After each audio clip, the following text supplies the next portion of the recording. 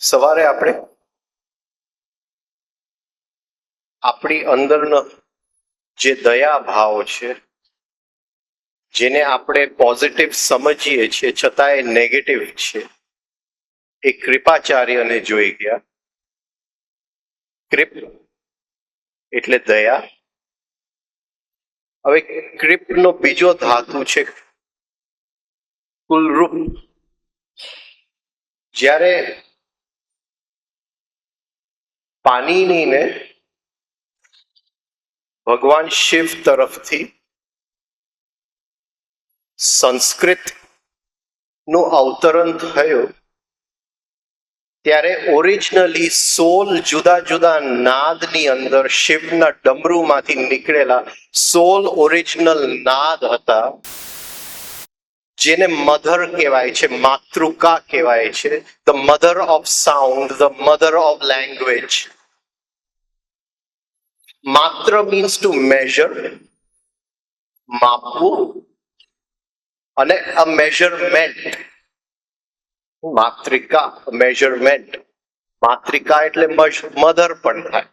એટલે જે ભાષાની માં છે, અને ભાષાની એક એક સ્પંદનની અંદર કેટલું માત્રમાં એનું શક્તિ છુપાવેલું છે, એવા સોલ નાદ પાણીનીને અવતરેલા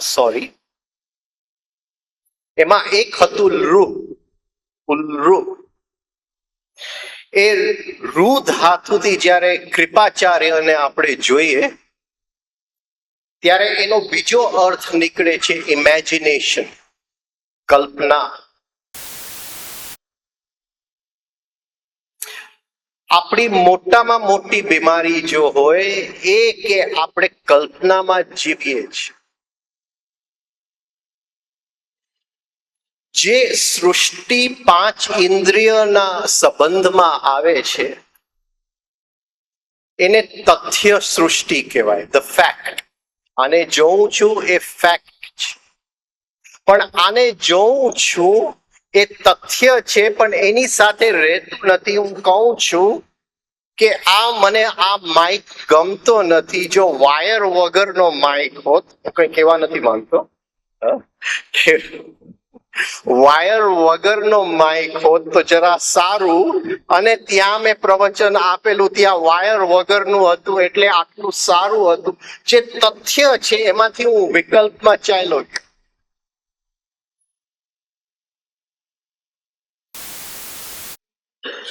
મારી પત્ની સાથે રહું છું, તો પત્ની જે છે એ સામે જે છે 5 ઇન્દ્રિયની સામે છે એ તથ્ય છે, પણ એને જોઉં છું ત્યારે એમ થાય છે કે એને આમ તો નતું કરવું જોઈતું, તો એને આમ જો કર્યું હોત તો આમ થાત. એને આ રીતે મારી સાથે ગુસ્સો નતો કરવો જોઈતો. તો જે તથ્ય એ સામે છે, એ ભલે ગુસ્સામાં હોય, એ સામે તથ્ય છે. મારું મન છે એ વિકલ્પમાં ચાલ્યું જાય છે.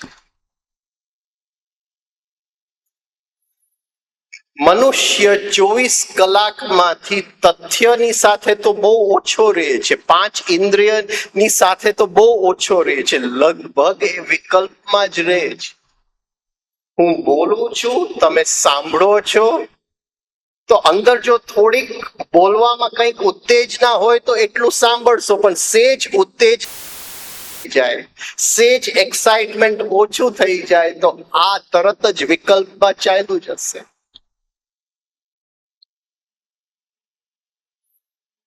એ પત્ની છે એ તથ્ય છે, એ સત્ય નથી.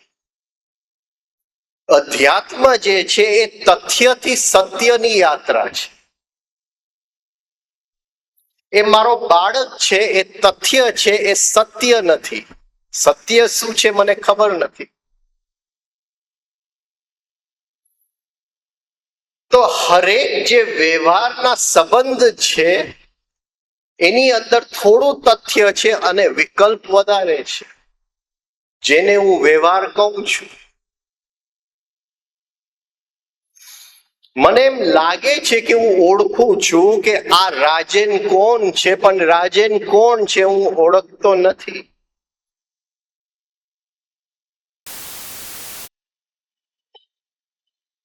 રમન મહર્ષિ કહેતા કે હું કોણ છું, જરાક જાણી લ્યો હું કોણ છું. પણ હું વિકલ્પ છું. હું જ્યારે મારા બાળકો સાથે વ્યવહાર કરું છું ત્યારે પિતાનો ચહેરા ઓઢી લઉં છું, ત્યારે હું કોણ છું? હું એ છું જે હું છું કે હું પિતા છું? અને હું તદ્દન પિતાની સાથે એકમય થઈ જાઉં, હું ભૂલી જાઉં છું કે મારું સત્ય કંઈક જુદું જ છે. અને નોકરની સાથે જો વ્યવહાર કરું તો માલિકનો ચહેરો ઓઢી લીધો. તો એ હું કયો હતો જે પિતા હતો, અને એ હું કયો છે જે માલિક છે, અને એ હું કયો છે જે રિયલ છે, જે સત્ય છે. તો જુદા જુદા તથ્યની સાથે જુદા જુદા વિકલ્પના ચહેરા હું ઓઢી લઉં છું. એ તો ઠીક છે કે બદલાતું તથ્યની સાથે કદાચ જુદા જુદા વિકલ્પના ચહેરા ઓઢી લઉં. પત્ની સાથે પતિ થઈ જાઉં, મિત્ર સાથે મિત્ર થઈ જાઉં, ચલો એ તો હજી હું સમજુ. પણ જેવો અહીંથી લેક્ચર આપીને ઉતરું એટલે લેક્ચરનો જો મને નશો થઈ જાય તો નશાના ચહેરામાં હું જીવું છું. હું એવો એક વિકલ્પનો જીવું છું જેને તથ્યની સાથે કોઈ સંબંધ જ નથી. ક્યાંક મારી ચાલ જોઈ લેજો કે આ ભાઈ લેક્ચર આપીને આવ્યા, ચાલ જોઈ જરાક જાણે કે એક ફૂલ મળશે તો આમ જરાક સુગંધ, એનું ચાલ બદલાઈ જાય, એનો હાવ ભાવ બદલાઈ જાય. હવે જે વિકલ્પમાં જીવે છે એ તો એમાં બિલકુલ તથ્યનો કોઈ પણ ભાગ નથી. અને એક પોલીસમેન હોય, કદાચ ટ્રાફિક પોલીસ હોય કે કંઈક બીજો પોલીસ હોય, પણ એનો આવ ભાવ ઘરની અંદર જોજો. ત્યારે તો જ્યારે એ ટ્રાફિકની સાથે હતો ત્યારે તો એ બરાબર તથ્ય હતું, પણ ઘરની અંદર એ વિકલ્પની અંદર જીવે છે. અને એટલા બધા ચહેરા અંદર આપણે ઓઢી લીધા છે. હું કંઈક ભગવા કપડા પહેરી લઉં અને માળા પહેરવી લઉં, જરા જોજો હવે ચાલ મારી કેવી થઈ જાય છે. જરા આંખની અંદર જોઈ લેજો કે આંખની અંદર કઈ જાતનો ચહેરો આવી ગયો છે. અને ક્યાંક મંદિરમાં જાઉં અને ભગવાનના દર્શન કરીને ઉતરું તો એમ લાગશે અંદર કે કંઈક પવિત્ર ભાવ અંદર આવી ગયો છે. આ બધા ચહેરા છે, વિકલ્પ છે. અને એ એકે વિકલ્પની અંદર ક્યાંય તથ્ય તો છે જ નહીં, સત્ય તો બહુ દૂરની વાત છે. મનુષ્ય જે જીવે છે એ વિકલ્પની અંદર, કલાકમાંથી લગભગ 23.5 કલાક એ વિકલ્પમાં જીવે છે. ઇમેજિનેશન. અને કેટલા તો ચહેરા છે. મારો કંઈક હોદ્દો છે તો જેવું મને કોઈ ફોન કરે કે સાહેબ તમે, એટલે અંદર વિકલ્પ આવી જાય કે હું આ છું. એ તરત જ અંદર આવી જ જાય છે ઓટોમેટિકલી. ઇમેજિનેશન. અને સાધનાનું મિનિંગ જ એ છે કે આ બધા ચહેરા તૂટવા જોઈએ.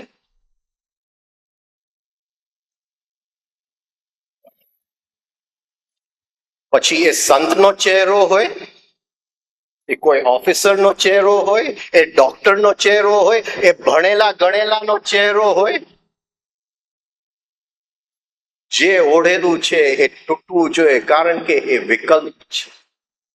અને જ્યારે મનુષ્ય વિકલ્પમાં નથી જીવતો, જીવે છે તથ્ય સાથે નથી જીવતો, ત્યારે એ ઊંઘમાં જીવે છે.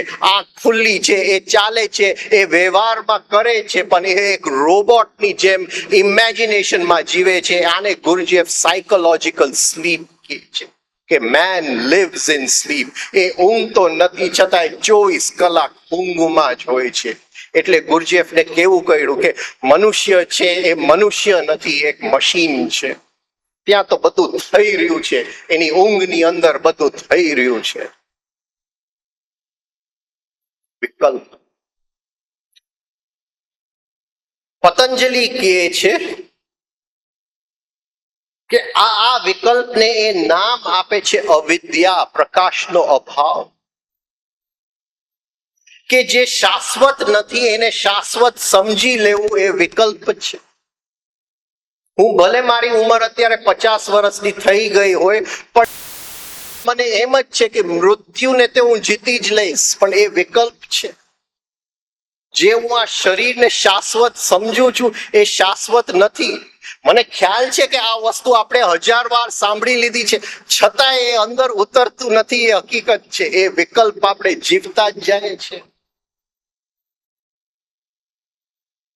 એમ કહેવાય છે કે દેવો એક દિવસ જરા ગભરાઈ ગયા કે બધાય મનુષ્ય જો સાધના કરવા માંડે અને એ જો બધા ભગવાન જેવા થઈ જાય તો અમારા દેવનું શું થશે? અમારો જે હોદ્દો છે એમાં જરા કોઈ હવે આપણને બહુ સારા માણસ નહીં ગણે, આપણને કોઈ રિસ્પેક્ટ નહીં આપે. એટલે એ બધા ગયા ભગવાન પાસે કે આ મનુષ્યનું કંઈક કરો. બધા સાધના કરવા લાગી પડ્યા છે. એટલે મનુષ્ય કીધું, ભગવાને કીધું કઈ વાંધો નહીં, એવું એક નવી વસ્તુ ઉત્પન્ન, ઇમેજિનેશન. એને હવે સાધના કરવાની જરૂર જ નથી. એ ભગવા કપડા પહેરી લે એટલે એ સમજી જ જાય કે સાધના થઈ ગઈ છે. વિકલ્પ. કોઈ માણસ એમ સ્વીકારવા તૈયાર નહીં થાય કે હું નથી જાણતો. હું એક વસ્તુ જાણું જ છું. બે માણસ વાત કરતા હોય પણ એની વાતમાં શું ખામી છે હું અહીંથી સાંભળતો મને ખ્યાલ છે. હું જાણું છું. બધી વસ્તુના જવાબ મારી પાસે છે. વિકલ્પમાં જીવીએ છીએ. અને કઈ ક્રિકેટ મેચ જોઉં એટલે એને ક્યાં ખોટો શોટ કરે હું જાણું છું.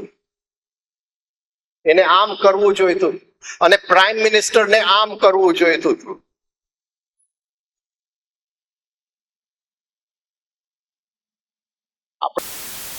છે કે આપણે બધું જાણીએ છીએ અને શિષ્યત્વ ત્યાંથી ચાલુ થાય છે કે હું કઈ જાણતો.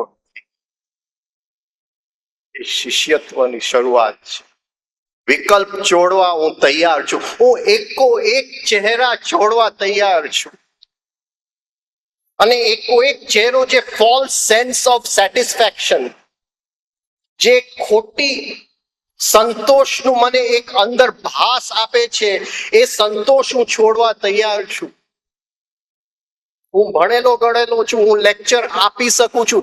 એ જે મને સંતોષ આપે છે એ છોડવા હું તૈયાર છું. એ વૈરાગ્ય છે કે એ સંતોષ નહીં જોઈએ મને. તો વિકલ્પમાંથી નીકળી શકશું. આ કૃપાચાર્ય કોણ છે? એ કૃપાચાર્ય એ અંદરની વિકલ્પ શક્તિ છે. એ આપણને ઊંઘમાં રાખે છે. એ તથ્ય સાથે આપણને સેજ પણ નથી દેતું. અને 5 ઇન્દ્રિય જ્યારે તથ્યના સંબંધમાં આવે છે ત્યારે એ 5 ઇન્દ્રિય હવે જાણવા માંગે છે આ કઈ શક્તિ છે જે ઇન્દ્રિયની બહાર આવે છે અને વિષયો સાથે સંબંધમાં આવે છે. આ દ્રવ્ય સૃષ્ટિ સાથે સંબંધમાં આવે છે. એ કઈ શક્તિ છે જે ઇન્દ્રિય દ્વારા બહાર આવે છે? એ શક્તિ શું છે? એ શક્તિને હું અંદર ફોલો કરી શકું, એની ઉપર સવાર થઈને અંદર તરફ યાત્રા કરી શકું. આગળ શબ્દ આવશે ઋષિકેશ, જેને આ યાત્રા કરી છે. ઋષિકેશ શ્રી કૃષ્ણને કહેવાય છે. ઋષિકેશ જેને ઇન્દ્રિય ઉપર વિજય મેળવ્યું છે. ઇન્દ્રિયની એક શક્તિ એના સ્ત્રોત સુધી લઈને એ સ્ત્રોતના સિંહાસન ઉપર જે બેસી ગયો એ ઋષિકેશ.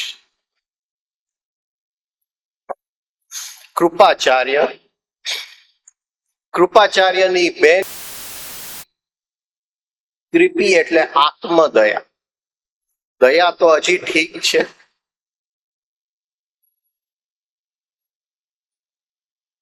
આત્મદયા તો સૌથી ગરીબમાં ગરીબ સ્થિતિ છે, સૌથી નીચલી સ્થિતિ છે. આત્મદયા મને કોઈ સમજી નથી શકતું.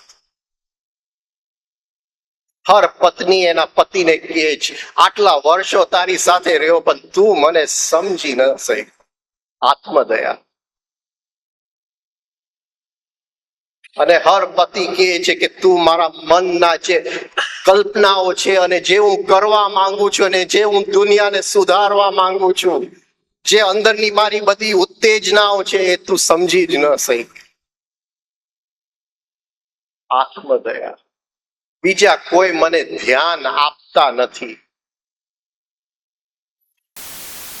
મનુષ્યના વિકાસના બે રસ્તા છે. એક રસ્તો એ છે જ્યારે એને બીજાનું ધ્યાન મળે, એ પર્સનાલિટીનો રસ્તો છે, એ વિકલ્પનો રસ્તો છે, એ વ્યક્તિત્વનો રસ્તો છે.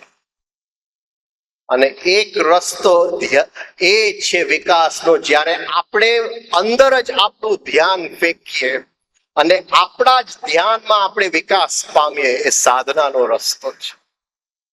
અને જ્યારે અંદર આપણી સ્થિતિ ગરીબ થઈ જાય છે ને, આપણું જ ધ્યાન આપણી પાસે ન હોય અને બીજા કોઈ ધ્યાન ન દેતા હોય, ત્યારે આત્મદયાની સ્થિતિમાં આપણે પીડાય છે.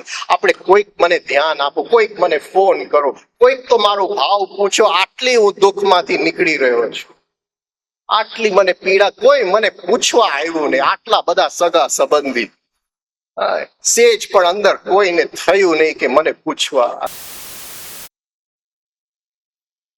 આટલું બધું થઈ ગયું. એ જે થઈ ગયું એ જગાડવા માટે થઈ ગયું, કોઈકનું ધ્યાન ખેંચવા માટે નતું થયું. આપણે ક્યાં જાગવા તૈયાર છીએ? આત્મદયા બહુ જ ખતરનાક સ્થિતિ છે. અને એક વખત આત્મદયાથી ગહેરાઈ ગયા એટલે એમાંથી જે નીકળે છે, અકાઉન્ટિંગ નીકળે છે કે મેં એને આટલું આપ્યું પણ એને તો મને આટલું જ આપ્યું, મેં એની માટે આટલું કર્યું, એને તો મારી માટે આટલું કર્યું. હું સમજુ કે તમે બિઝનેસમાં મેથેમેટિક્સ કરો કે ભાઈ આટલા પૈસા ઇન્વેસ્ટ થાય તો આટલો એનો રિટર્ન મળવો જોઈએ, પણ કોઈકની માટે કરો છો અને મેં એની માટે આટલું કર્યું અને એના ઘરે જમવા ગયો તો એને તો મને બસ સ્થિતિ, મારા ઘરે જમવા આવેલો ત્યારે મેં 56 ભોગ કર્યો. અકાઉન્ટિંગ આ ગરીબ સ્થિતિ છે. અંદર નીકળી પડ્યા છે અધ્યાત્મના માર્ગે, આ ગરીબ સ્થિતિમાં જીવીએ છે.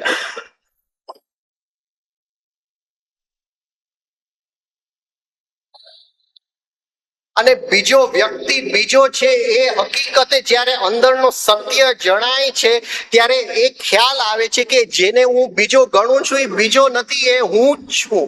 એ વિકલ્પ હતું કે એ બીજો છે. કોઈ કોઈની માટે કરી જ નથી શકતું. જ્યારે એ બીજા માટે કરે છે, એ પોતાની માટે જ કરે છે, કારણ કે એ બીજો છે, એ વિકલ્પ છે. પણ એ તો બહુ દૂરની વાત છે. તો કૃપાચાર્ય એની બેન કૃપી તો એ કહે છે, ભવાન ભીષ્મશ્ચ કર્ણશ્ચ કૃપશ્ચ જય. આ બધા જે છે એ ઈચ્છા મૃત્યુ વાળા છે, એને યુદ્ધમાં કોઈ હારી ન શકે. બીજો યોદ્ધા જે લે છે અશ્વત્થામા. અશ્વ જે શ્વ નથી,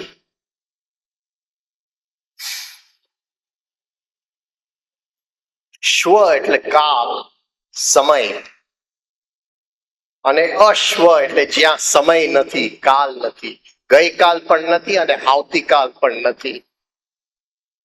અશ્વ જે હર ક્ષણે બદલાતું જાય છે એ અશ્વ.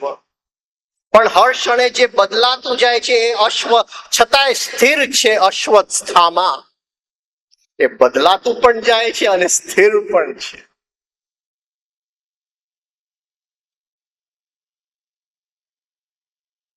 હર સ્થિતિની અંદર બે શિખર છે. આ સૃષ્ટિ બને છે તો પરમાત્મા પોતાની અંદરથી શક્તિ કાઢી અને સૃષ્ટિ બનાવે છે. તો એ શક્તિનું એક લક્ષણ છે હર ક્ષણે બદલતા જાવ. આ સૃષ્ટિ શક્તિએ બનાવી છે તો શક્તિનું લક્ષણ છે, it keeps on changing, it changes its colours, it changes its ways, there is a dance of energy. આ સૃષ્ટિ જે છે એ શિવનું નટરાજ નૃત્ય છે, એ બદલાતું જાય છે. એક એક રંગ સૃષ્ટિની અંદર બદલાતું, પણ એ બધું જે બદલાય છે એની બરાબર બિંદુ ઉપર એક એવો બિંદુ છે જે કોઈ દિવસ બદલાતું. સ્થામાં સ્થાયી.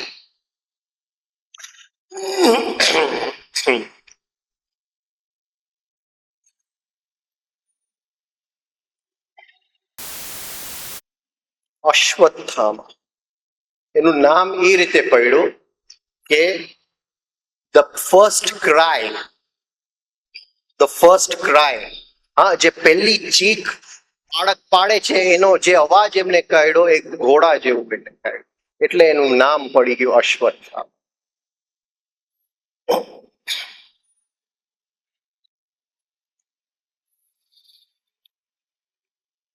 શું એવું છે આપણી અંદર જે હર્ષ અને બદલાય છે છતાંય બદલાતું નથી? એ શું છે આપણી અંદર? એક પૂરી થાય છે અને બીજી ઉત્પન્ન થાય છે, એક પૂરી થાય છે અને બીજી ઉત્પન્ન થાય છે.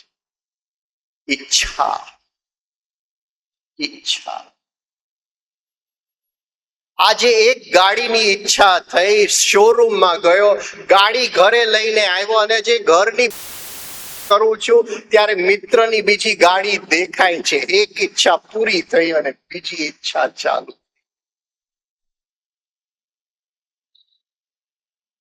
હજી તો લગ્ન કર્યા, હજી તો 1 મહિનો નથી થયો, પત્ની ઘરે આવી પણ એક સ્ત્રીને રસ્તા ઉપર ચાલતી જોઈ. ઈચ્છા. એક ઈચ્છા પૂરી થાય છે, બીજી ચાલુ થઈ જાય છે. ઈચ્છા બદલતી જ જાય છે, એ કોઈ દિવસ સ્થિર નથી રહેતી. છતાંય જે સ્થિર છે કે ઈચ્છા હંમેશા છે એ સ્થિર છે. મનુષ્ય ઈચ્છામાં જીવે છે, એ સ્થિર છે. એ અશ્વત્થામા છે. અને એ ઈચ્છા જે છે એ મનુષ્યમાં પરમાત્માની શક્તિ છે, કારણ કે એને સૃષ્ટિની કલ્પના કરી, સૃષ્ટિની ઈચ્છા કરી, સૃષ્ટિનું સંકલ્પ કર્યો, ભલે એની સંકલ્પ કર્યો, એટલે એની શક્તિ આપણી અંદર ઈચ્છા પ્રમાણે આવી છે. એટલે એ ઈચ્છા કોઈ દિવસ મરતી નથી. મહાભારતનો યુદ્ધ પૂરું થાય છે પણ અશ્વત્થામા નથી મળતું. એને શ્રાપ છે કે જ્યાં સુધી મનુષ્ય જાતિ છે ત્યાં સુધી તારે તો ભટકતા જ રહેવાનું, અને એની સાથે મનુષ્યની ઈચ્છાઓ પર ઈચ્છાઓ ભટકતી જ રહે છે. એને મારી નથી શકાતો અશ્વત્થામા, પણ એની અંદરથી જે એની શક્તિ હતી અહીંયા એ લઈ લેવા. એટલે અંદર ઈચ્છા થાય પણ એ ઈચ્છાને આપણે જો ધ્યાન ન આપીએ તો એ ઈચ્છા નબળી પડી જાય છે. ભલે ભટકે, એને જ્યાં ભટકવું, એની સાથે હું તદાત્ય ન થાઉં તો ઈચ્છામાંથી એની શક્તિને ખેંચી લેવાય, ઈચ્છાને ન મળે. અને જો હું ઈચ્છાને મારવા જઈશ, ઈચ્છા મરતી નથી. હું ભલે હિમાલયમાં જઈને બેસું છું, એ બધી ઈચ્છાઓ વિકલ્પ રહીને અહીંયા જ રહી જાય છે. ઈચ્છાને દબાવાતી નથી. ઈચ્છાને સમજી અને એમાંથી શક્તિ ખેંચી લીધી, ઈચ્છાઓ એની મેળે થોડી શાંત થઈ જાય છે, આપણને હેરાન નથી કરતી. હવે જે રસ્તે આપણે જવું છે આપણે જઈ શકીએ છીએ. અશ્વત્થામા એટલે ઈચ્છા.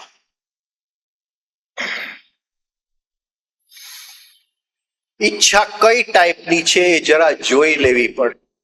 કેટલી શક્તિશાળી છે ઈચ્છા એ જોઈ લેવી પડે.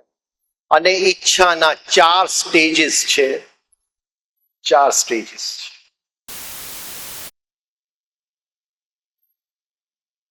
મને આ છોકરીની ઈચ્છા થઈ, જોઈ લીધી, ઈચ્છા થઈ, શક્તિ ખેંચી લીધી, એ છોકરી એના રસ્તે, હું મારા રસ્તે, ઈચ્છા પૂરી થઈ ગઈ, વાત પતી. એ ઈચ્છા નબળી પડી ગઈ.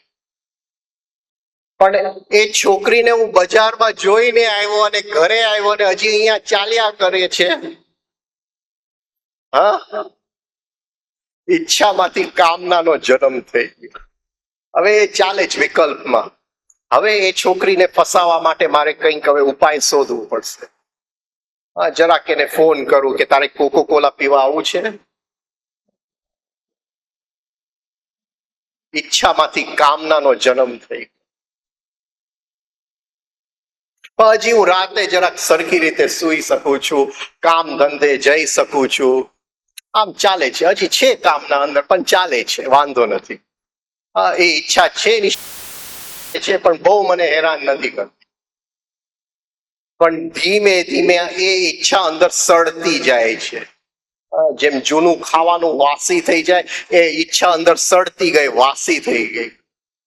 હવે એ છોકરી વગર ચાલતું નથી. હવે હું તડફડું છું એની પાસે. વાસના ઉત્પન્ન થઈ, વાસી ખોરાક થઈ ગયો. હવે એ 24 કલાક મને નડે છે અંદર.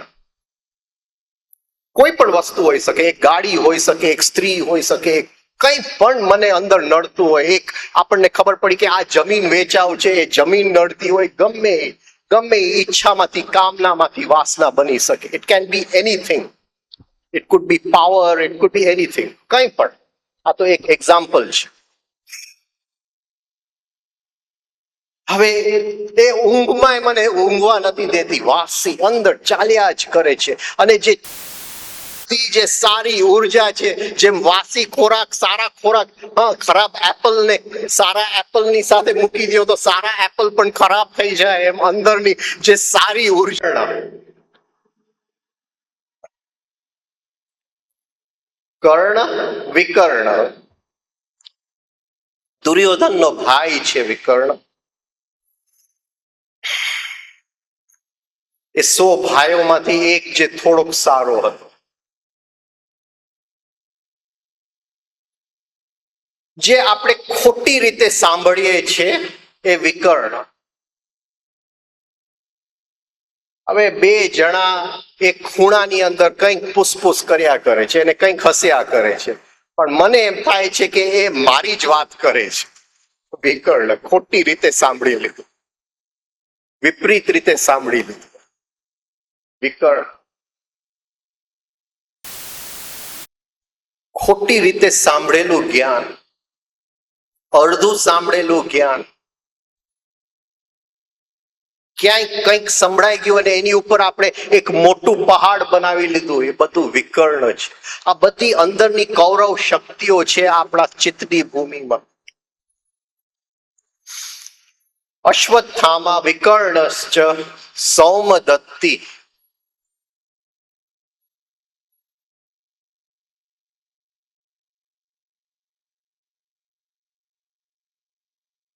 વિકર્ણ કહેવામાં પણ હોય. આપણે ભગવાનને પણ ઉલ્લુ બનાવી લઈએ, વિકર્ણ.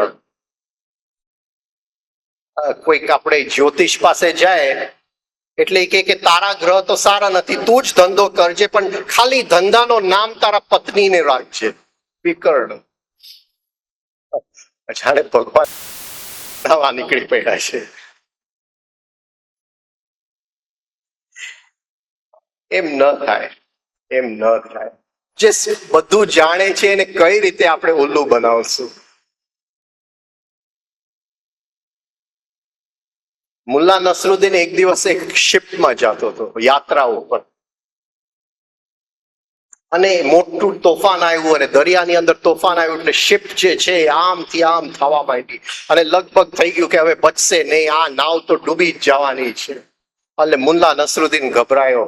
એ તો બરાબર બેસી ગયો નમાજ પડવા માટે. હે ભગવાન, મને મદદ કરજે, અને તું જો મને મદદ કરશે તો મારું જે આ આલિશાન મહેલ જેવું ઘર છે એને વેચીને બધાય પૈસા હું દાનમાં આપી દઈશ. જેવું એ બોયલો ત્યાં તો તોફાન શાંત થઈ ગયું. હવે મુંજાણો મુલ્લો, તોફાન શાંત થઈ ગયો. શું કરવું? ઘરે આવ્યો. ભગવાનને પ્રોમિસ આપેલી કે ઘર તો મારે વેચવું જ પડશે. ઘરે આવ્યો એટલે પછી એને ઓક્શન બોલાવ્યું ઘર વેચવા માટે. બધા લોકો કે મારે ઘર વેચવાનું છે, બધા આવી જાજો, બધા બોલી કરજો કેટલું છે. એક એનું આલિશાન મહેલ જેવું ઘર હતું ને બાજુમાં એક બિલાડી એને રાખી હતી. તે કે આ ઘર અને બિલાડી બે વેચવાની છે. બિલાડીના 10 લાખ રૂપિયા છે, ઘરનો 1 રૂપિયો છે, પણ બેવ સાથે જશે. કોઈકે પૂછ્યું કે એ તમારે પૂછવાનું નહીં, બેવ સાથે જશે. એને વેચી લીધા, 10 લાખ રૂપિયા પોતે રાખ્યા ને 1 રૂપિયાનું દાન કરી લીધું.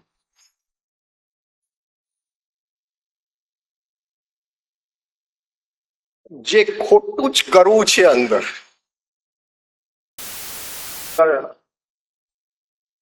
કરણનો દુરુપયોગ, જે કરણ આપણને ભગવાને આપ્યા એનો દુરુપયોગ. વિકર્ણ સૌમદત્તે, શાંતનુ ના ભાઈ હતા બહાલકા, બહાલકાનો દીકરો સોમદત્ત, સોમદત્તનો દીકરો ભૂરિશ્રવ. સોમદત્તી એટલે સોમદત્તનો દીકરો ભૂરિશ્રવ. શ્રવ એટલે ટુ ફ્લો, વહેવું. ભૂરી એટલે જે વારી ઘડીએ વહેતું જ જાય, જે which keeps on repeating. What keeps on repeating? શું રિપીટ થયા કરે છે આપણા જીવનની અંદર?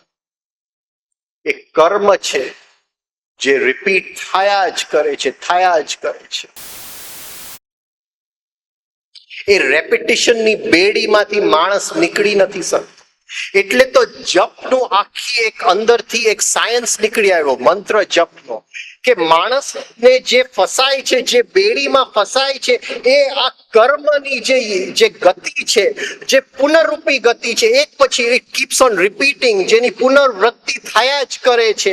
એ જે ગતિની અંદર માણસ ફસાય છે, એ ગતિને જો તોડવું હોય તો એવો એક નાદ આપણે રિપીટ કર્યા કરે તો રેપિટિશન કિલ્સ રેપિટિશન. એ મંત્ર જપનું આખું સાયન્સ ઉત્પન્ન થયું કે અંદરના જે કર્મ ભેગા થયેલા જે સંસ્કારો પડેલા છે, એ સંસ્કારને જો તોડવા હોય તો એ જે સંસ્કાર બંધાયા છે રિપીટિશનથી, એ રિપીટિશનથી જ તૂટી શકે છે. એટલે રિપીટિશનને ક્રિયા યોગ કહેવામાં છે. રોજ ઈને ઈ જ વસ્તુ કરવી, પણ એ ક્રિયા યોગ છે, એ કર્મ નથી. અને ક્રિયા કર્મને મારી નાખે છે. ભૂરિશ્રવ જે વહેતું જ રહે છે, ફરી ફરીને જે વહેતું જ રહે છે. હર ક્ષણે જરા અંદર વિચારતા રહેજો કે આ ક્ષણમાં હું આ કાર્ય કરવા જાઉં છું, એ કર્મ છે કે ક્રિયા છે? જો અંદર કંઈ પણ હશે, કોઈ પણ જાતનો મતલબ હશે, તો એ જ વખતે બીજ રોપાઈ જશે અને એમાંથી એ ફરીને પાછું આવવાનું જ છે. આ સૃષ્ટિનો નિયમ છે, કાલનો નિયમ છે કે it has to go in a round circle. Everything goes round and round and round, keeps on repeating, life after life. જીવન ઉપર જીવન એ રિપીટ થયા જ કરે છે. એક ને એ જ ગુસ્સો, એ જ ઈર્ષા. એ કદાચ વ્યક્તિઓ બદલાઈ જાય, સ્થળો બદલાઈ જાય, ઘટનાઓ બદલાઈ જાય, પણ જે રિપીટ થાય છે એ તો એ ને એ જ જીવન રિપીટ થાય છે. આપણે આવતીકાલ કે દિવસ જીવીએ છીએ, આપણે ભૂતકાળમાં જીવીએ છીએ. ગઈકાલે જે ગુસ્સો કર્યો હોય આજે કરીએ છીએ, ગઈકાલે જે ફરિયાદ કર્યો હોય આજે કરીએ છીએ, ગઈકાલે જે વ્યવહાર કર્યો પત્ની સાથે આજે કરીએ છીએ. આમાં કઈ નવું આપણે કરતા જ નથી. આપણા જીવનની અંદર ભૂત સિવાય કઈ છે જ નહીં, અને જેના જીવનમાં ભૂત સિવાય કઈ નથી એ ભૂરિશ્રવ છે. ફરી ફરીને ત્યાં જ આવે છે. શું નવું આપણે કરીએ છીએ, શું સર્જન આપણે કરીએ છીએ, એ ને એ જ વસ્તુ. તો કોઈ પણ કામ કરીએ એની અંદર જરા જોઈ લેવું. જો કોઈ પણ સેજ નું બીજ હશે કે બે માણસ કે આ મેં દાન કર્યું તું, મારું એક ત્યાં નામ લખાય, કે મારું તો પતી ગયું. જે બીજ રોપાય છે એ નામનું બીજ રોપાય. જે દાન કર્યું એની જોડે ભગવાનને કઈ મતલબ નથી. અને જે ફરવા આવે છે, ફરીથી જે કર્મ બંધાય છે એ અહંકારના પોષણનો કર્મ બંધાય છે.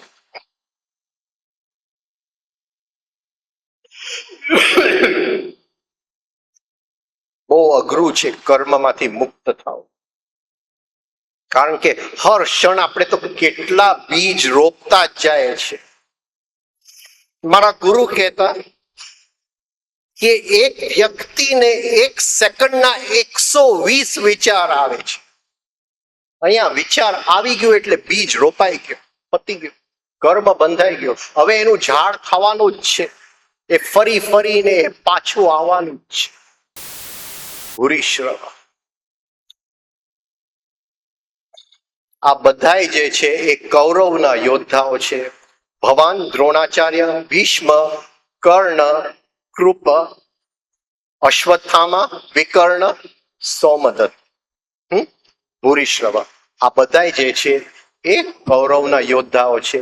એ આપણી અંદરની બધી એવી શક્તિઓ છે જે આપણને બાંધી રાખે છે, સાધનાના માર્ગે આગળ નથી જવા દેતી. એ શક્તિઓને સમજી લેવું પડે આપણે અંદર જો સાધના કરવી હોય, અને એ શક્તિઓનો કેમ ઉપાય કરવું, એ આગળ આવતું જશે. આગળ જાય હવે આપણે.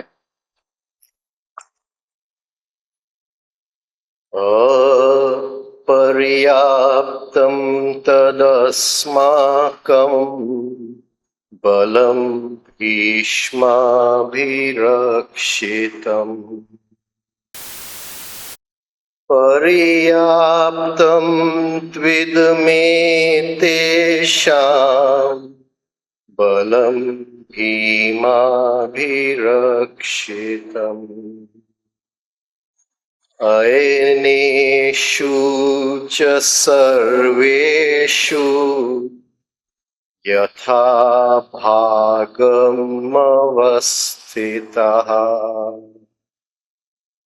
ભીષ્મમેવાભિરક્ષन्तु ભવन्तઃ સર્વ એવ હિ.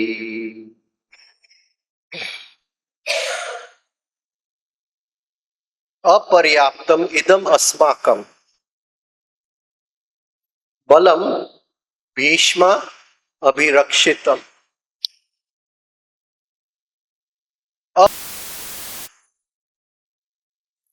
અહીંયા જરા બહુ સુંદર મેથેમેટિક્સ છુપાયેલું છે, આપણે જરાક જોઈ લઈએ. એટલે 2-3 રીતથી જોઈ લઈએ. અપર્યાપ્ત, જેની કોઈ ગણના કરી જ ન શકાય, જે એકદમ વધારે ને વધારે છે, અપર્યાપ્ત. એનો એક મતલબ એ થઈ શકે તો મારી સેના દુર્યોધન કહે છે દ્રોણાચાર્યને કે મારી સેના અપર્યાપ્ત છે, અસંખ્ય છે. એ નંબર્સની અંદર ખૂબ વધારે છે, અને એ જે છે એ ભીષ્મથી રક્ષાયેલી મારી સેના છે. પર્યાપ્તમ ઇદમ એતેષામ,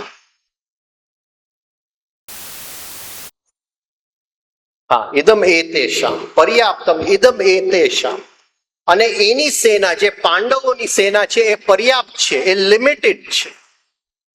ત્યાં સંખ્યા ગણી શકાય એમ છે, એ પર્યાપ્ત છે, અને એ ભીમાથી રક્ષાયેલી છે. હવે સેનાપતિ આ બાજુ કૌરવ સેનાપતિ ભીષ્મ હતા, પણ આ બાજુ જે પાંડવ સેનાપતિ હતા એ ધૃષ્ટદ્યુમ્ન હતા, પણ એને જે નામ આપ્યું એ ભીમાનું નામ આપ્યું. એનો નાનપણનો દુશ્મન હતો, એ એક વાત હતી.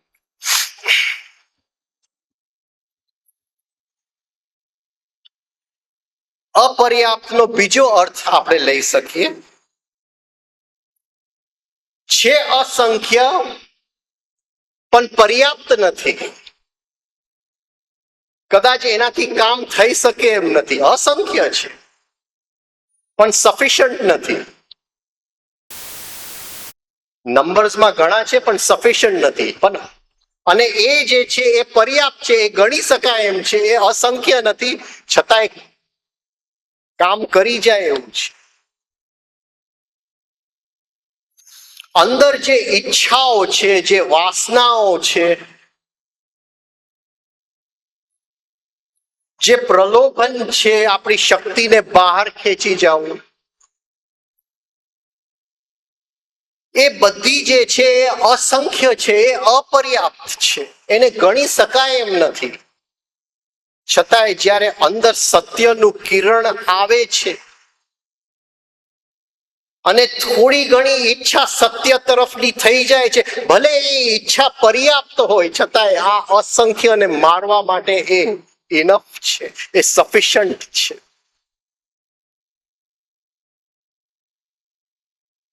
અને એનો રેટ કે કૌરવ પાસે 11 અક્ષૌની સેના છે અને પાંડવો પાસે 7 અક્ષૌની સેના છે. 11 અને 7 18 અને 18 અધ્યાય છે.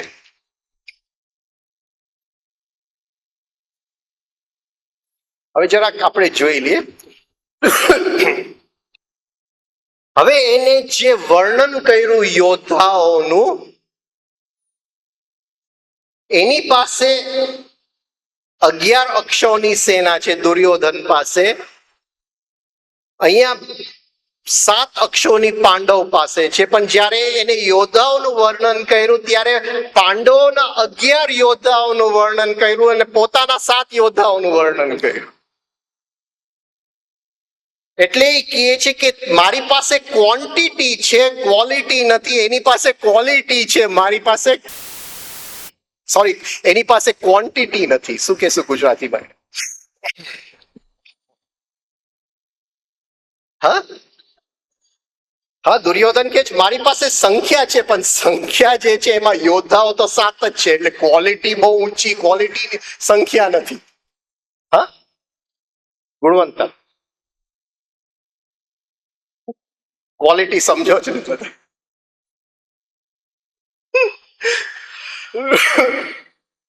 અને એ કહે છે કે એની પાસે ભલે 7 અક્ષોની છે, પણ 11 યોદ્ધાઓ છે એની પાસે ક્વોલિટી. મને રાતે જાગવાના ઘણા બધા પ્રલોભન હોઈ શકે.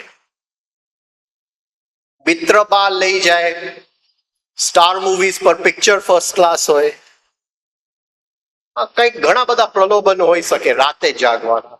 પણ અંદરથી નક્કી કરું મારે ઉઠવું જ છે મારી ક્રિયા કરવા માટે, તો જેટલા પણ પ્રલોભન હતો, ભલે અસંખ્ય પ્રલોભન હોય, એ એક અંદરનું યોદ્ધાની સામે બધાય ખરી પડે છે.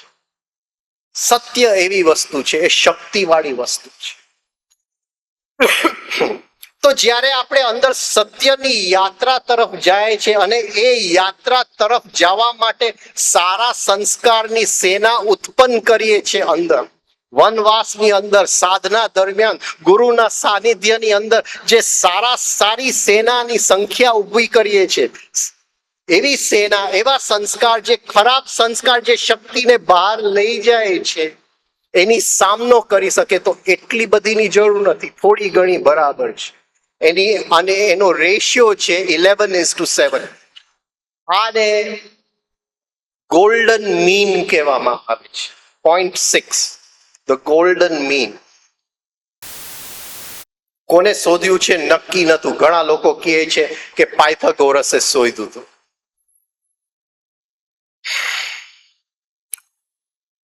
હું પોતે માનું છું કે એ જમાનામાં પાયથાગોરસ ઇન્ડિયા આવેલા. એવું નથી કે મારો ઈગો મજબૂત થાય ઇન્ડિયાનું નામ લઉં, પણ પાયથાગોરસ આ દેશમાં આવેલા ઋષિઓ પાસે ખૂબ જ્ઞાન લઈ ગયા હતા.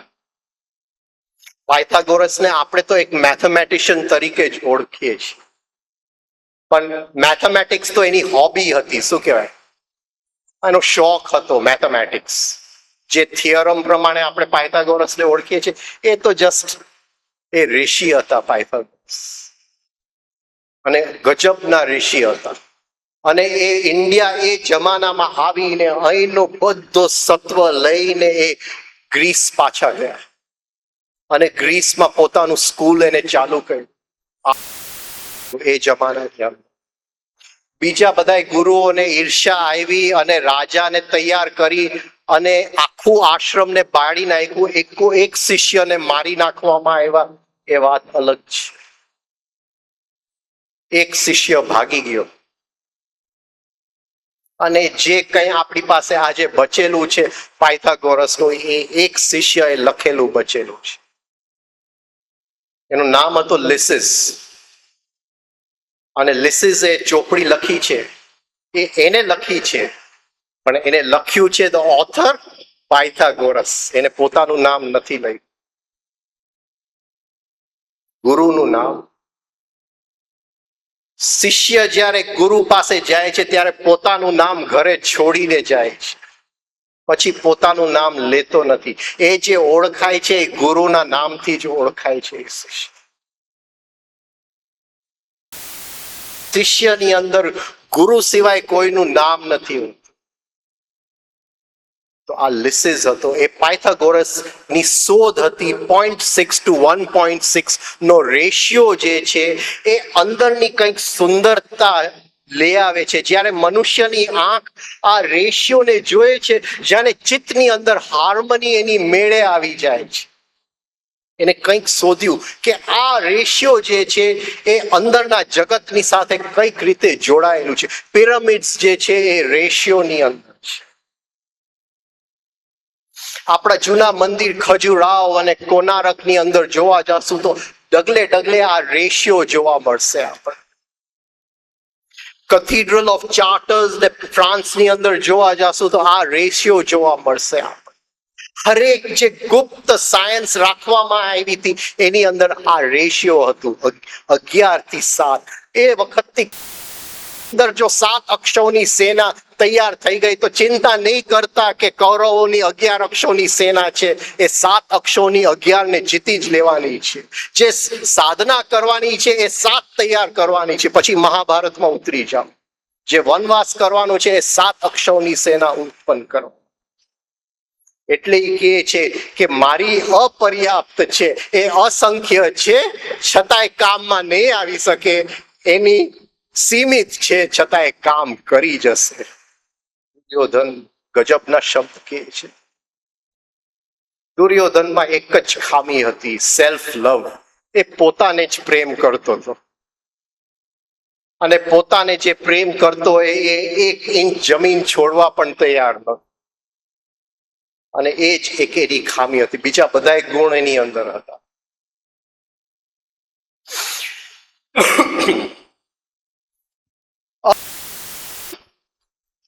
ઇદમ અસ્માકમ બલમ ભીષ્માભિરક્ષિતમ. મારી સેના જે છે એ ભીષ્મથી રક્ષાયેલી સેના છે. એની સેના જે છે ભીમાથી રક્ષાયેલી સેના છે. ભીષ્મએ જે પ્રતિજ્ઞા લીધી હતી એ બ્રહ્મચર્યની પ્રતિજ્ઞા નથી લીધી. એને લગ્ન ન કરવાની પ્રતિજ્ઞા લીધી.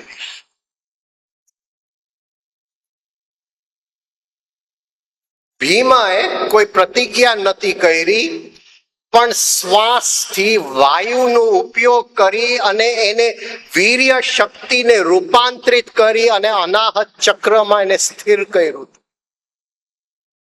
બેવ યોદ્ધાઓ સામ સામે જે રક્ષાયેલ, જે સેના જે રક્ષાયેલી છે, બેવની જે રક્ષા છે એ સેક્સ એનર્જીથી રક્ષાયેલી છે.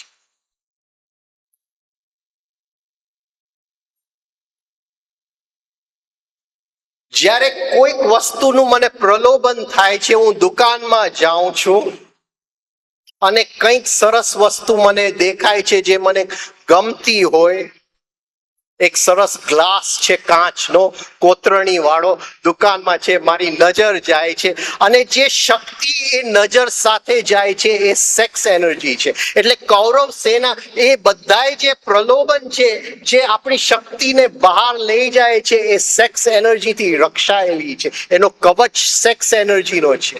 હરેક પ્રલોભન જ્યારે બહાર જાય છે, શક્તિ બહાર જાય છે, જે શક્તિ અંદર ઓછી થાય છે એ સેક્સ એનર્જી ઓછી, વાઇટલ એનર્જી, સર્જન શક્તિ ઓછી થાય છે.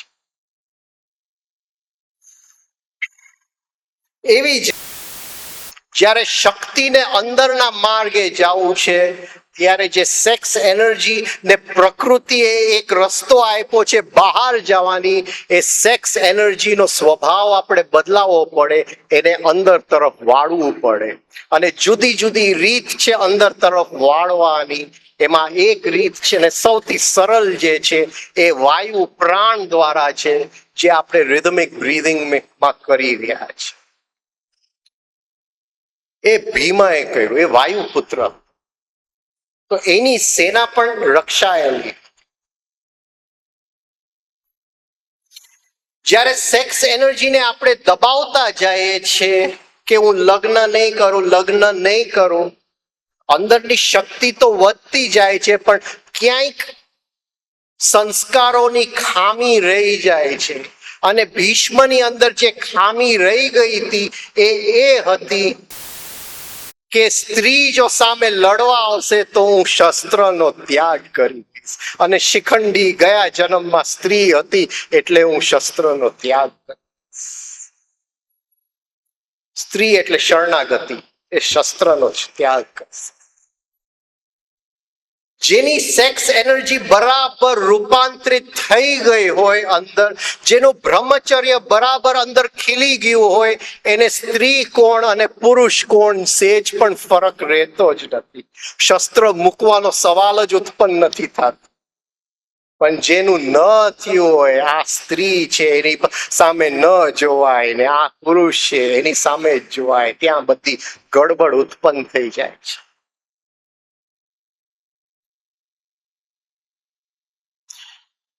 તો બેઉ એ સેક્સ એનર્જી ઉપર કામ કરેલું ભીષ્મ અને ભીમ, પણ એક હાર્મની અને કરેલું સંસ્કાર મુક્ત કામ કરેલું. એક એ સેક્સ એનર્જીને અમુક શિખર સુધી લઈ શક્યા ભીષ્મ, પણ ત્યાં સંસ્કારોની અંદર એ મુક્ત ન થઈ શકી સેક્સ એનર્જી. બેઉ સેના જે છે એ આનાથી રક્ષાયેલી છે. સેક્સ એનર્જીને દબાવતા નહીં, એને ધીમે ધીમે ફોસલાવતા એને વાળવાની કોશિશ કરજો. એને દબાવતા નહીં. દબાવશો તો એ એક દિવસે દગો દઈ જશે અને યુદ્ધના ખરા મેદાનમાં દગો દઈ જશે. એને નહીં દબાવો. આગળ જાય, અયનેષુ ચ સર્વેષુ યથા ભાગમ અવસ્થિતા ભીષ્મમેવાભિરક્ષંતુ ભવંતઃ સર્વ. અયન, દક્ષિણાયન, ઉત્તરાયણ, અયન, ધ પાથવે. અયન એટલે માર્ગ. સૂર્યનો માર્ગ શું છે? ઉત્તરાયણ તરફનો માર્ગ છે અયન. અયનેષુ ચ સર્વેષુ, તમે બધાએ જે જે જગ્યાએ ઊભા છો, દુર્યોધન કહે છે એની સેનાને, તમે બધાએ જે જે જગ્યાએ ઊભા છો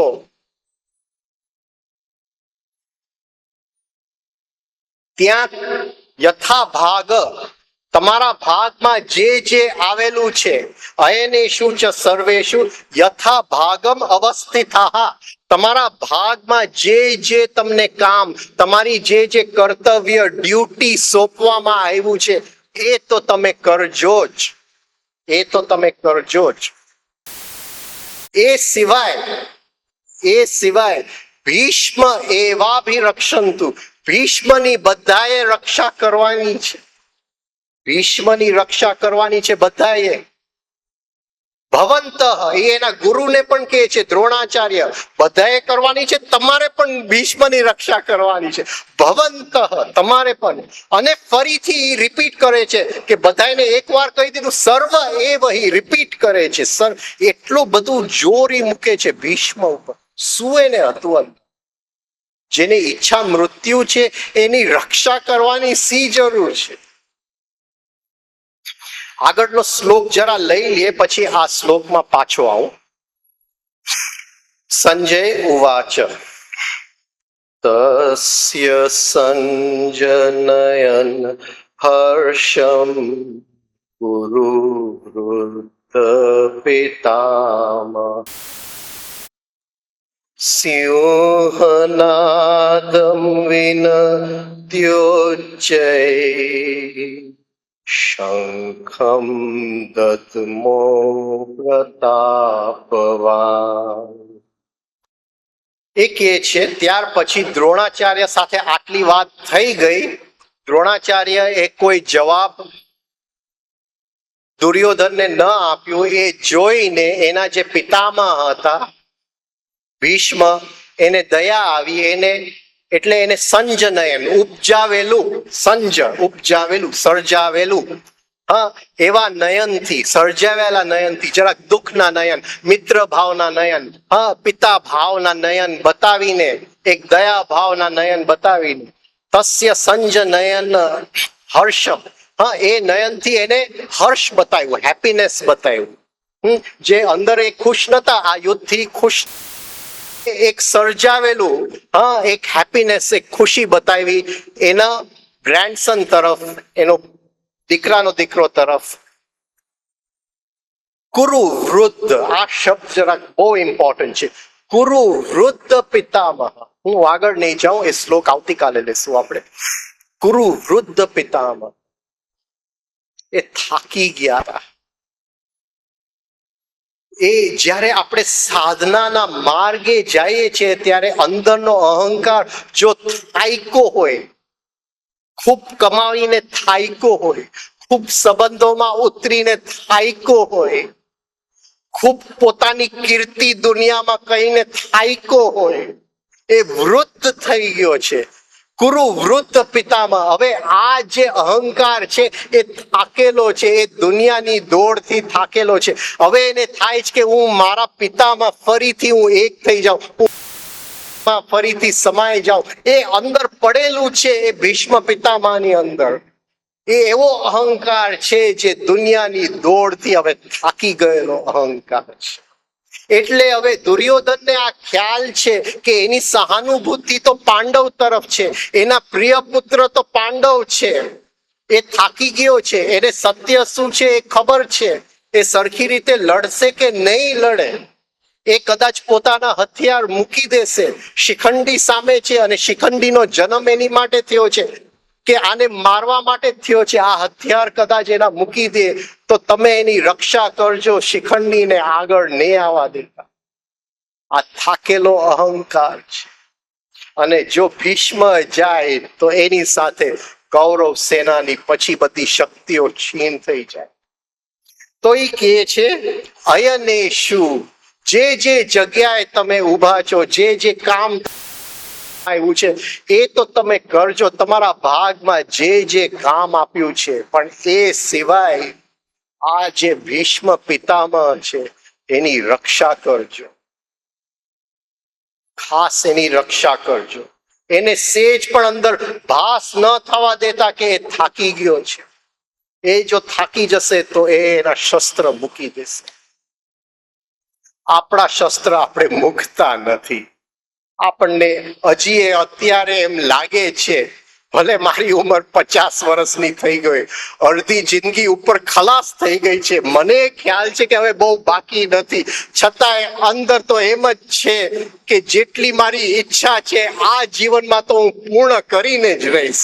એ અંદર એ જે છે એ જાતું જ નથી. એ અહંકાર થાકતો નથી. એ જો અંદર થાય કે આ જીવનમાં ઈચ્છા પૂરી થઈ જ નથી શકતી, કામના નથી શકતી, શક્ય જ નથી, એ અંદર જ્યારે એનો ભાસ બરાબર થાય ત્યારે અંદરનું કુરુ વૃદ્ધ પિતામહ, એ અંદરનો અહંકાર કહેશે હવે હું થાક્યો આ દોડથી, કેટલી ઈચ્છા કરવી અને કેટલું કરવું, આ દોડ ક્યાં સુધી, અને જન્મો જન્મો સુધી આને આ જ દોડ, ક્યાં સુધી આ કરું. 7 વર્ષ રામદુલારે બાપુ સાથે બહુ સરસ સાનિધ્યનો મોકો મળેલો અને એ ઘણી વાર કહેતા કે આ દોડની અંદર આ જે તારા 5 ઇન્દ્રિય છે એ થાકી જાય છે. કોઈક વાર તને અંદર ભાસ થાય છે કે આ જે વધારે સારું જોવું, વધારે સારું જોવું, એક આંખ અંદર થાકતી નથી જોવાતી. એ આંખ જો બહાર જોવાથી થાકે તો અંદર તરફ જોઈએ, એ બહાર જોવાથી થાકતી જ નથી. હજી તો આજે કંઈક જોયું, આવતીકાલે કોઈક કહેશે કે આ નવું પી, અને જીભ સ્વાદ લેવાથી થાકતી જ નથી. અહીંયા મેકડોનલ્ડ્સ નું રેસ્ટોરન્ટ ખોલ્યું છે, ચલો ને ભાગીએ. એ નથી થાકતી, ઇન્દ્રિય નથી થાકતી, અહંકાર તો શું થાકે. એ ક્યારે એ સ્થિતિ આવશે આપણી અંદર, પણ અર્જુનની આ સ્થિતિ છે અંદર. એનો અહંકાર હવે દોડથી થાકી ગયો છે, એ કુરુ વૃદ્ધ પિતામહ થઈ ગયો છે. આ જો થોડીક સમજણ આવી જાય કે આ દોડમાં કોઈનું પૂરું નથી થતું, ન કોઈ દિવસ થયું છે, નથી એલેક્ઝાન્ડર નું થયું. એલેક્ઝાન્ડર ને તો બહુ જ સુંદર મોકો મળેલો, એ ઇન્ડિયા આવેલા અને એક દિવસ જંગલમાં ગુમ થઈ ગયા. જંગલમાં ગુમ થઈ ગયા અને ત્યાં એક ઋષિ બેઠા હતા નદીના કિનારે, કપડા વગર, નાગા બાવા બેઠા હતા. અને જેવા એલેક્ઝાન્ડર આવ્યા એને કીધું, જરા હટો, દેખાતું નથી, મારો તડકો તું રોકે છે, મારા શરીર ઉપર તડકો પડે છે. અને એલેક્ઝાન્ડર ને થયું, હું તો દુનિયાનો રાજા, અને આ કોણ મને કેવા વાળો. પણ જ્યારે એની આંખની અંદર જોઈ તો એ દુનિયાનો રાજા હલબલી ગયો. એલેક્ઝાન્ડર એમ કહે છે કે હું દુનિયાનો રાજા છું, આખી દુનિયા જીતીને અહીંયા આવ્યો છું, પણ એવું કેમ મને લાગે છે કે સમ્રાટ તમે છો અને હું ભિખારી છું. શબ્દ છે. અને ડાયોજિનિસ કહે છે કે મારી પાસે જે સંપત્તિ છે એ અંદરની સંપત્તિ છે, એ સત્યની સંપત્તિ છે. તારી પાસે તો જે સંપત્તિ છે એ ખૂન ખરાબાની સંપત્તિ છે. એ ખોટું તને અંદર આવી ગયું છે કે આટલા લોકોને તે જીત્યો છે, એમાં તું જ હાયરો છે, બીજું કોઈ હાયરું નથી. તો એલેક્ઝાન્ડર કહે છે કે તારી સંપત્તિ મને મળી શકે એમ છે? તો કે હા, અત્યારે કપડા કાઢીને અહીંયા બેસી જા તો હું તને આપી દઉં. તો કે નહીં, દુનિયાનો આટલો ભાગ ચીન રહી ગયો છે, આટલો ભાગ રહી ગયો છે, ચીન રહી ગયું છે. ઇન્ડિયા તો મેં ઉપરથી જીતી લીધું છે, પણ હજી ચીન જીતવાનું બાકી છે. એ જીતીને હું પાછો આવું છું. Too late. ન સમજી શક્યો કે આ દોડ પૂરી ન થઈ. ત્યાંથી પાછો ફર્યો અને થોડા દિવસમાં એલેક્ઝાન્ડર મરી જાય છે. ઈચ્છાઓ બધાયની અધૂરી રહી જાય છે. આજ સુધી કોઈની દોડ પૂરી નથી થઈ. એ જો આપણે સમજી જાય અંદર, કુરુ વૃદ્ધ પિતામહ, તો આ ક્ષણથી સાધનાની શરૂઆત થશે. અહીંયા પૂરું કરીએ. આવતીકાલે સવારે ફરી આપણે ચાલુ કરશું. 5 મિનિટ. રાધે કૃષ્ણ.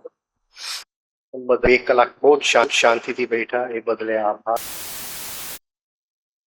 પ્રાર્થના કરું કે આપણા બધાના જીવનમાં આ લય સમાઈ જાય, શ્વાસમાં આ લય સમાઈ જાય.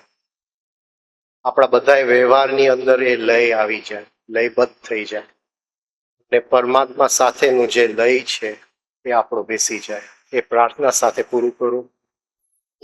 ઈશ્વરની ઈચ્છા હશે તો આવતીકાલ સવારે ફરી મળશું. Thank you. Good night.